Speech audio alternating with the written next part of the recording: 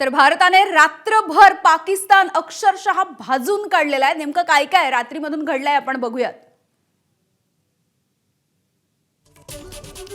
भारताचे ड्रोन्स हवाई हल्ल्यांनी पाकिस्तानची राजधानी इस्लामाबाद भाजून काढली।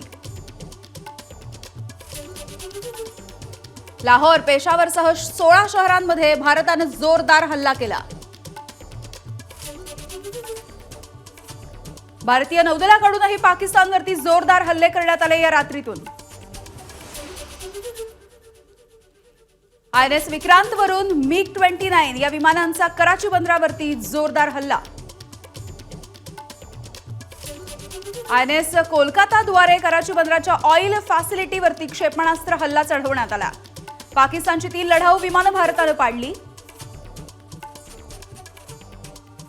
पाकिस्तानची 2 JF-17 आणि 1 F-16 हे विमान सुद्धा भारताने पाडलं। पाकिस्तानची 45 क्षेपणास्त्र आणि 60 ड्रोन भारताने पाडलेली आहेत।